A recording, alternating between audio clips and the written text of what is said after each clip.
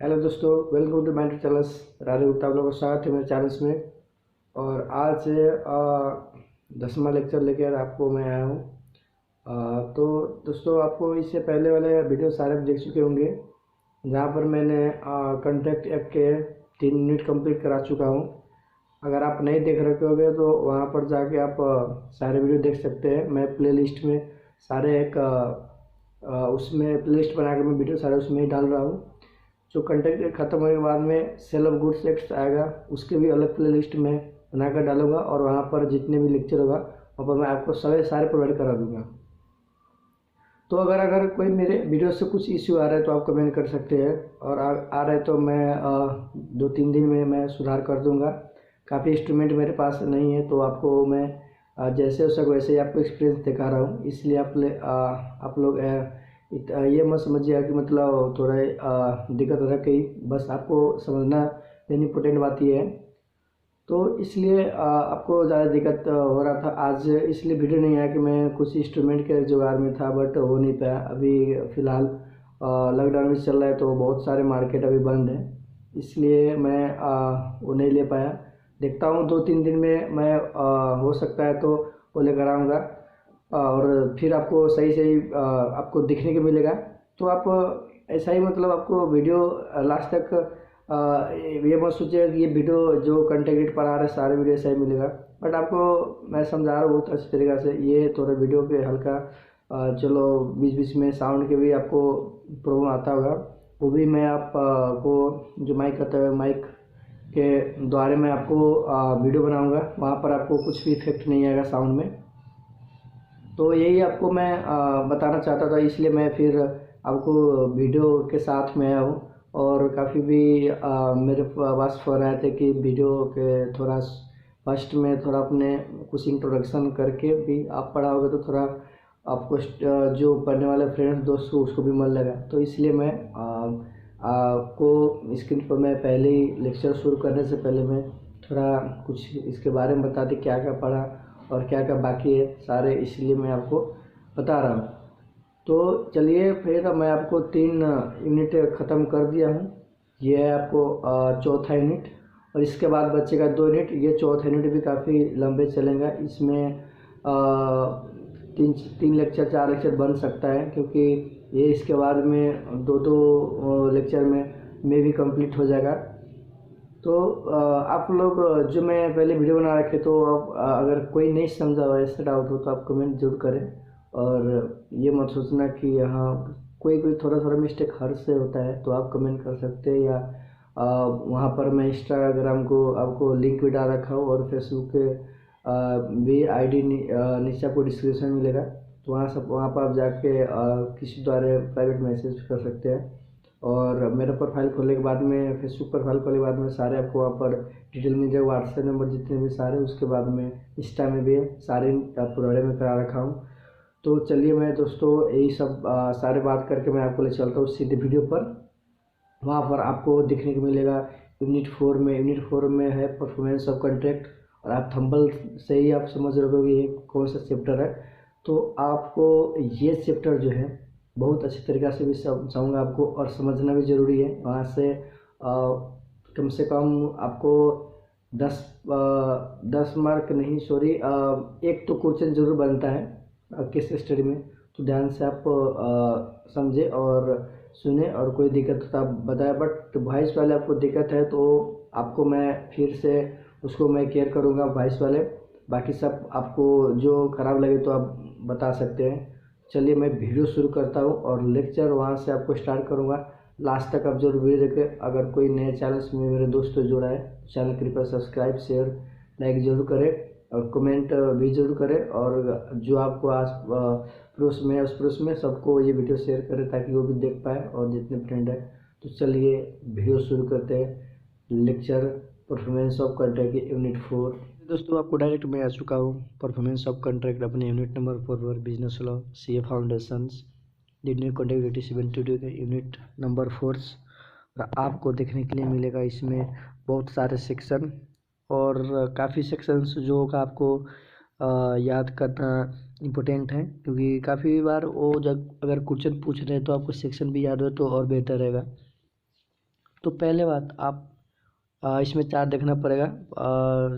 सारे में आपको यूनिट में हर जो चैप्टर है वहाँ पर आपको मैं ये चार्ट पहले पढ़वाते रहूँगा। तो परफॉर्मेंस ऑफ कॉन्ट्रैक्ट के चार्ट देखिए आप, वहाँ पर लिखा है by whom, liability of joint promisor and promisee. क्या क्या पढ़ना है यहीं से आपको पता चल जाता है, इसलिए मैं आपको बताया थोड़ा ये बड़ा टॉपिक है। Time and place of performance of promise, performance of reciprocal for promise, appropriate tolerance of payment, contracts which need not be to be performed, discharge of a contract। और जो liability of joint promisor and promisee है वहाँ पर भी आपको देख सकते हैं राइट ऑफ ज्वाइंट प्रोमिसी उसमें पढ़ना पड़ेगा, और परफॉर्मेंस ऑफ रिसिबल प्रोमिसेज में एग्रीमेंट टू डू इम्पॉसिबल है। चलिए दोस्तों बिना कुछ कहते मैं आपको ले चलता हूँ सेक्शन नंबर 37। सेक्शन नंबर 37 क्या बोलता है, obligation of party to contract. Section 37 में आपको ये कह रहा है, अब देख सकते हैं प्रोविजन क्या होता है, party to contract must either perform or offer to perform their respective promise as only such performance is dispense with or excuse under the provision of the contract act or any other law. दोस्तों ऐसे issue सब होता रहता है, तो मैं आपको हो सके तो मैं इंस्ट्रूमेंट के लिए जुगाड़ कर रहा हूँ, फिर उसके बाद में आपको दिक्कत नहीं होगा। Promises by the representation of the promisor in the case of death of such promisor before performance unless a contract intention appears from the contract. चलिए दोस्तों आपको सेक्शन 37 को एग्जांपल देखते हैं, वहाँ से आपको बेहतर समझ आ जाएगा। A promises to deliver goods to B on certain day on payment कितने ₹1,00,000। क्या हुआ कुछ दिन के बाद A dies before that day A's representatives are bound to deliver. जो एस के लीगल रिप्रेजेंटेटिव होगा वो क्या करेगा, डिलीवर करेगा to goods to B and B is bound to pay, और एस जो रिप्रेजेंटेटिव है उसको क्या पेमेंट ₹1,00,000 कर देगा। इसमें ही बोला obligation party to contract. Section 37 में ही बोला अगर प्रोमिस कोई कर रहा है, मान लो ए ने बी से प्रोमिस किया, ए ने ए क्या हो गया डाइड हो गया, तो जो एस के रिप्रेजेंटेटिव वो डिलीवर करेगा बी को, और जितना पेमेंट हो बी फिर इसको पेमेंट करेगा एस रिप्रेजेंटेटिव। इसमें यही बात बोल रखा गया है। एग्जाम्पल नंबर 2 भी दे सकते हैं सेक्शन 37 के। Promises to paint a picture for by certain day at a certain price, ठीक, a day before the day the contract can not be enforce either A. और यहाँ पर आप देख सकते हैं अगर मैं पेंटिंग करूँ तो क्या मेरा जो रिप्रेजेंटेटिव वो तो पेंटिंग तो नहीं कर सकते हैं, तो यही बात है। यहाँ पर क्या था, जो पिक्चर था उसके प्रोमिस क्या था, पेंट करे सर्टेन डे और सर्टेन प्राइस भी हो रखा था बात, बस क्या हुआ ए डाइड हो गया, ये क्या हो गया डाइड हो गया। The contract can not be enforce the either by S representative or by B because it involves the personal skill, it is a contract of personal nature। तो आप देख सकते हैं यहाँ पर क्या हुआ था कि जो सामान डिलीवर के बात हुआ था तो वहाँ पर ए ने जो ए के रिप्रेजेंटेटिव उन्होंने कर दिया, बट अगर पेंट वाला बात है तो वहाँ पर तो नहीं कर सकता, आपको भी पता है। तो क्या ये कॉन्ट्रैक्ट इन्फोर्स नहीं होगा, इन्फोर्सबल नहीं। It is analysis of section 37 की दे रखा है, कोई एक्चुअल परफॉर्मेंस किसको बोलते हैं नीचे देख सकते हैं। एक्चुअल मतलब आप ऐसे वर्ड से ही समझ रहे हो, एक्चुअल मतलब यहाँ पर तुम कर दिया मेरे party to contract has done what he had undertake to do or either of the parties have fulfil their obligation under the contract with in the time in the manner prescribe. मान लो X borrow कितने ₹5,00,000 from Y with promise to be paid after 1 month, फिर कोई X repay the amount on the due date दे। बस इसमें actual क्या उसने प्रोमिस किया, उसने पेड किया, एक महीने बाद एक repay on the due date, बस खत्म एक्चुअल परफॉर्मेंस। तो ये रहा नीचे section 38 effect of refusal to accept offer of performance. Section 38 नीचे देख सकते हैं प्रोविजन आप उसके सेक्शन 38 के, where promisor has made an offer of performance to the promisee and the offer is not be accepted, the promisor is not responsible for non performance not does he there by loss is a right under the contract. चलिए क्या कहना चाह रहे हैं, effect of result to accept offer of performance. नीचे आप देख सकते हैं कौन कौन कंडीशन फुलफिल होगा, और आपको नीचे एग्जांपल मिलेगा, सीधे एग्जांपल नंबर 4 में ये आपको उससे क्या कहते हो आपको ये इसमें समझ आ जाएगा।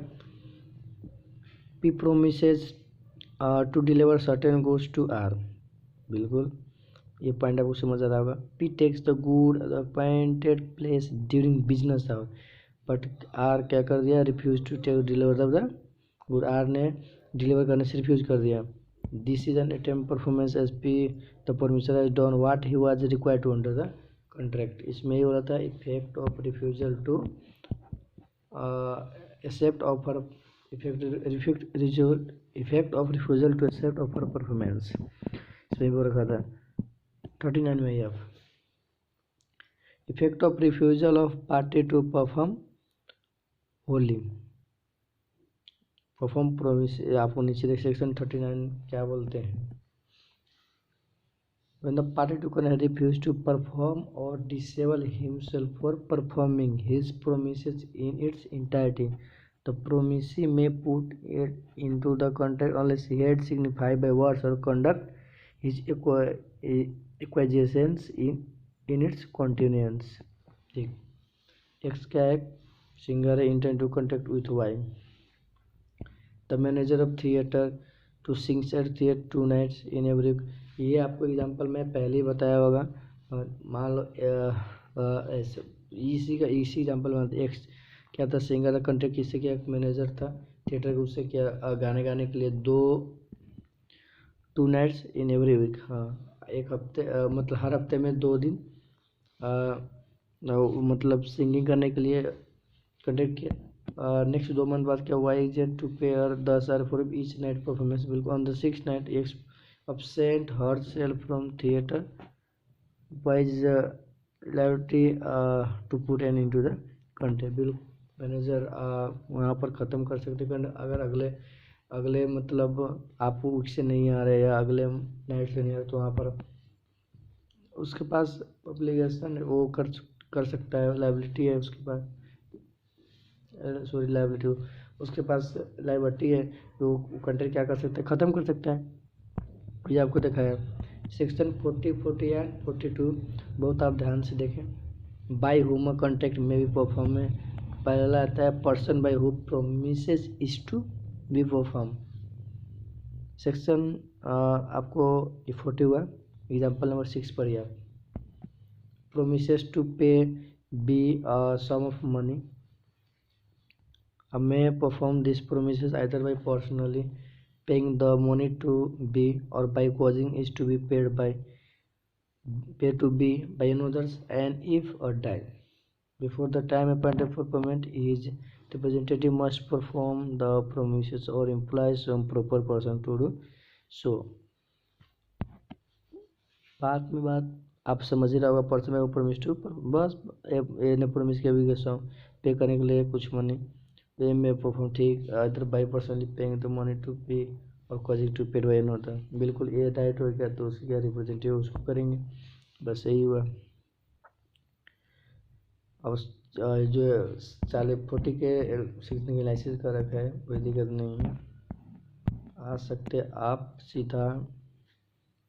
एग्जाम्पल नंबर 7 भी देख सकते हैं। Promise to paint a picture from for B and the must perform by the perform कुछ नहीं। एग्जाम्पल नंबर 9 में भी कुछ नहीं, लेकर रिप्रेजेंटेटिव की बात है। आइए 41 में third person effect of accepting performance, आपको मैं बाई होम तक पढ़ाऊँगा, फिर दूसरे लेक्चर में आपको ले चलूँगा सीधा।